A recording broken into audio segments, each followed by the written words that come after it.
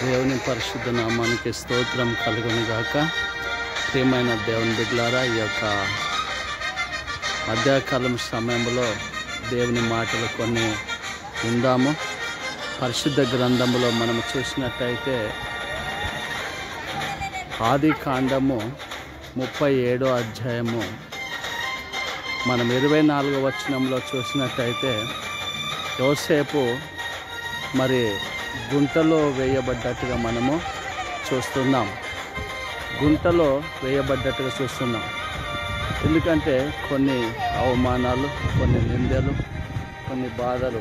కాబట్టి యోసేపు ఎంతో భక్తి కలిగిన వాడు, ఎంతో ప్రార్థన జీవితం కలిగిన వాడు, దేవుని పట్ల నమ్మకంగా యథార్థంగా జీవించేవాడు. కాబట్టి దేవునికి అంత నమ్మకంగా ఉన్న వ్యక్తికే ఎన్నో నిందలు, అవమానాలు, శోధనలు అతడు ఎదుర్కొన్నట్టుగా మనము బైబిల్లో చూస్తూ ఉన్నాం. కాబట్టి మరి ఎన్ని వచ్చినా కానీ, ఎన్ని శ్రమలు వచ్చినా కానీ, ఎన్ని కష్టాలు వచ్చినా కానీ మనము భయపడకోకుండా ప్రభువులో ఉండాలి. కాబట్టి ప్రియమైన దేవుని బిడ్డలారా, నిందలు, అవమానాలు కూడా వస్తే అవి మన మేలు కొరకే, మన మంచి కొరకే. కాబట్టి యోసేపు తన అన్నల యొక్క యోగక్షేమం కొరకు మరి తన తండ్రి పంపించినట్టుగా వచ్చాడు. వస్తే అక్కడ జరిగింది ఏంటిదంటే, ఇతడు కళలు, దర్శనంలో చూసేవాడని మరి అతన్ని బాగా చిత్రహింసలు పెట్టి కొట్టి అతన్ని ఒట్టి గుంటలో పడేశారు.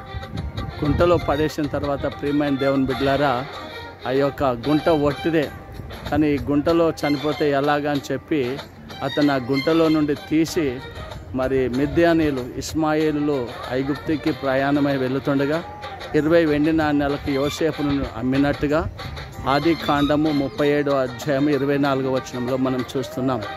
కాబట్టి ప్రియమైన దేవుని బిడ్డలారా, దేవుని వాక్యం సెలవిస్తున్నది, ఒకవేళ గుంట లాంటి అనుభవం నీకు ఉండవచ్చేమో, గుంట లాంటి శ్రమలు నీకు ఉండవచ్చేమో, నువ్వు కూడా కొన్ని సందర్భాలను బట్టి ఎటు దారి దొరకక, ఏమీ తోచక బాధపడుతున్నావేమో. కానీ నువ్వు నమ్మిన దేవుడు నిన్ను ఆదరించేవాడు. నువ్వు నమ్మిన దేవుడు నీకు సహాయం చేయవాడు. కాబట్టి ఆ దేవుని పట్ల విశ్వాసం ఉంచు, ఆ దేవుడు నీకు సహకారిగా ఉంటాడు. కాబట్టి ప్రియమైన దేవుని బిడ్డలారా, యోబు గ్రంథము 4వ అధ్యాయము 6వ వచనంలో చూసినట్టయితే అక్కడ ఎప్పుడైనా నిరపరాధి నిర్మూలమగునా, ప్రార్థన చేసేవాడు ఎప్పుడైనా నిర్మూలమగునా. కాబట్టి నువ్వు ధైర్యంగా ఉండు అన్నట్టుగా యోబు గ్రంథంలో రాయబడినట్టుగా 4వ అధ్యాయం 6వ వచనంలో ఉన్నట్టుగా. కాబట్టి ప్రియమైన దేవుని బిడ్డలారా, నిందలు, అవమానాలు, కష్టాలు ఎన్ని వచ్చినా ప్రభు కొరకు బ్రతుకుదాం. కాబట్టి గుంట లాంటి అనుభవం కూడా నీకు ఉండాలి. గుంట లాంటి అనుభవంలో కూడా నువ్వు పైకి రావాలి. కాబట్టి ప్రియమైన దేవుని బిడ్డలారా, ఏది వచ్చినా మనిషికి మన మేలు కొరకే, ఏది జరిగినా మన మేలు కొరకే జరుగుతూ ఉంటాయి, మన మంచి కొరకే జరుగుతూ ఉంటాయి. కాబట్టి ఈ మధ్యకాలం సమయంలో ఈ యొక్క వాక్యం వింటున్న మీరందరికీ కూడా గుంట లాంటి అనుభవం వచ్చినా భయపడొద్దు. మరి ఇంకా చూసినట్టయితే ఆ శిరసాల లాంటి అనుభవం వచ్చినా కానీ భయపడొద్దు. ఎందుకంటే అవన్నీ ఆశీర్వాదానికే, దీవెన కొరకే అవన్నీ వస్తూ ఉంటాయి. అవన్నీ మన మేలు కొరకే, మన మంచి కొరకే జరుగుతూ ఉంటాయి. కాబట్టి ప్రియమైన దేవుని బిడ్డలారా, దేవుని వాక్యం సెలవిస్తున్నది, ఏది జరిగినా కానీ అది మన మంచి కొరకే. కాబట్టి ప్రభు కొరకు జీవిద్దాం, ప్రభు కొరకు బ్రతుకుదాం.